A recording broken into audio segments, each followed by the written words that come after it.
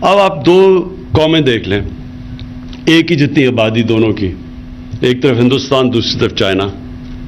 35 سال پہلے دیکھ لیں، 40 سال پہلے تقریباً ایک ہی ساتھ تھے دونوں. آپ ان کے سوشل انڈیکیٹرز دیکھ لیں، تقریباً ساتھ ساتھ تھے وہ. آج چائنا آسمان پہ پہنچ گیا ہے اور ہندوستان میں وہی ایک جزیرہ ہے بہت امیر لوگوں کا اور نیچے غربت ہے. چائنا نے وہ جو ہم چاہتے ہیں، چائنا نے وہ اصل میں مدینہ کا ماڈل فالو کیا.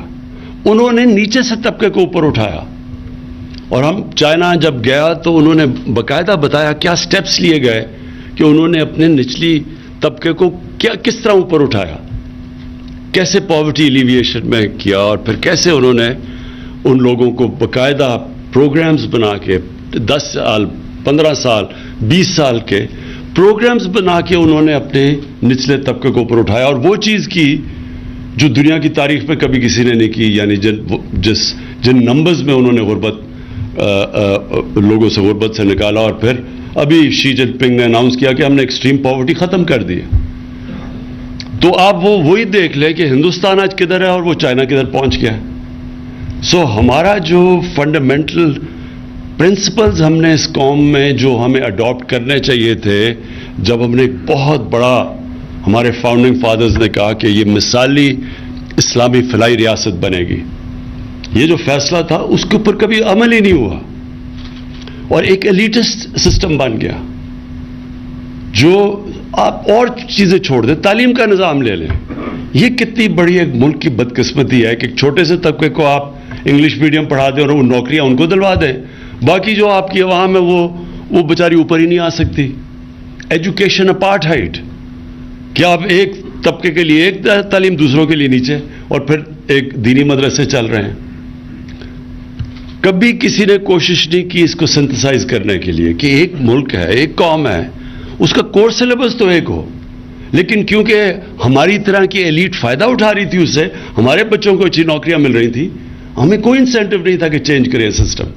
کیونکہ نیچے اور پھر نیچے سے جو اوپر آتا تھا، جو لوگ اردو میڈیم سے پڑھ کے ایونچولی اپنی زندگی بہتر کر لی، وہ اپنے بچے انگلش میڈیم میں بھیج دیتے تھے. ان کو بھی جب وہ پارلیمنٹ میں بھی آ جاتے تھے، وہ ادھر پہنچ جاتے تھے جدھر وہ فیصلے کر سکتے تھے، تب بھی انہوں نے وہ سسٹم نہیں چینج کیا، کیونکہ وہ پھر بینیفیشری بن گئے اس ایلیٹسٹ سسٹم کے.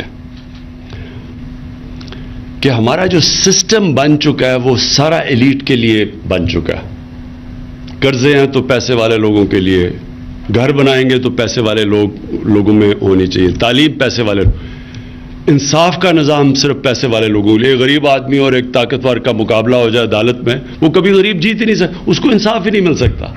سو سارا سسٹم کیٹر کرتا ہے چھوٹے سے لوگوں کو. کوئی بھی معاشرہ نہیں کامیاب ہو سکتا جدھر ایک امیروں کا ایک جزیرے ہوں اور غریبوں کا سمندر ہو. کوئی معاشرہ نہیں کامیاب ہو سکتا.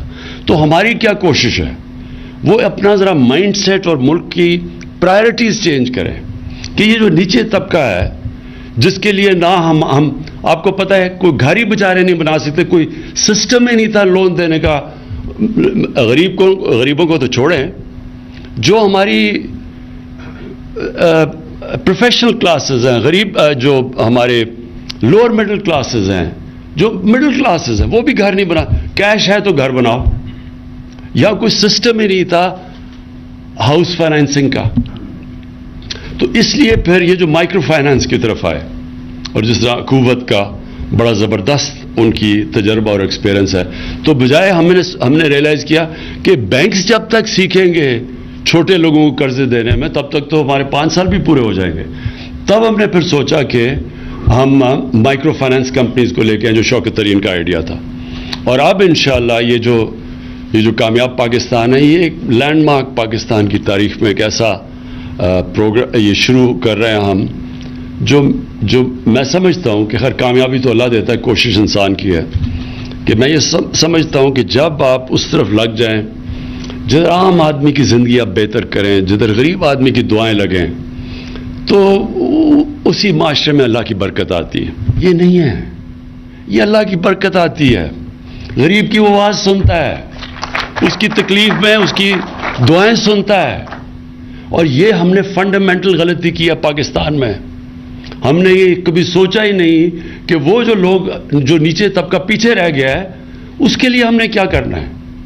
ہماری ساری سوسائٹی کیٹر نہیں کرتی ان لوگوں کے لیے.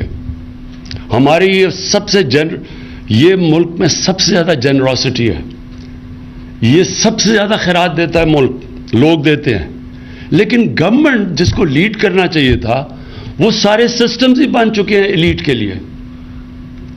سب کچھ پاکستان میں ہمارا سارا سسٹم صرف ایک چھوٹے سے ایلیٹ کو کیٹر کرتا ہے.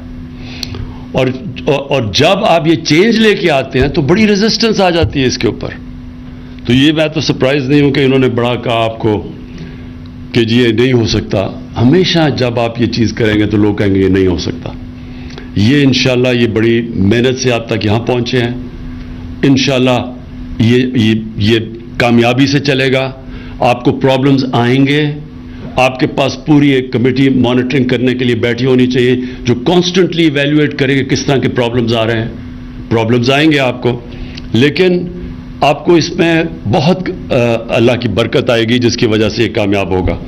میں صرف یہ کہہ دوں کہ اس وقت جب لوگوں کو مشکل ہے اور مہنگائی کی وجہ سے ہمیں پتہ ہے کہ نیچے لوگوں کو تکلیف ہے، لیکن میں لوگوں کو صرف یہ بتانا چاہتا ہوں کہ گورنمنٹ اپنی پوری کوشش کر رہی ہے کہ نچلے طبقے کو ہماری تکلیف نہ ہو اس ٹائم پہ جب کہ چیزیں مہنگی ہیں. تو میں صرف آپ کو یہ بتا دوں کہ ہم نے سیلز ٹیکس اور پیٹرولیم کی جو لیوی ہے اگر ہم اس کو نیچے نہ لے کے آتے، کیونکہ ہمارا اس لیے سستا ہے ہمارا کیونکہ ہم نے سیلز ٹیکس بھی پورا نیچے لے آئے پیٹرول پہ اور ڈیزل پہ، اور لیوی بھی نیچے لے آئے ہیں. اگر ہم یہ نہ نیچے لے کے آتے تو ایک سال میں گورنمنٹ کو 400 ارب روپے کا فائدہ تھا. تو ہم نے یہ نیچے لا کے، جو ہندوستان میں اس وقت دگنا ہے ہمارے سے پیٹرول اور ڈیزل، تو وہ کیوں دگنا ہے؟ کیونکہ انہوں نے اپنی لیویز نہیں کم کی. تو ہمیں ایک سال میں 400 ارب روپے کا ہمیں نقصان کیا صرف تاکہ لوگوں کے اوپر بوجھ نہ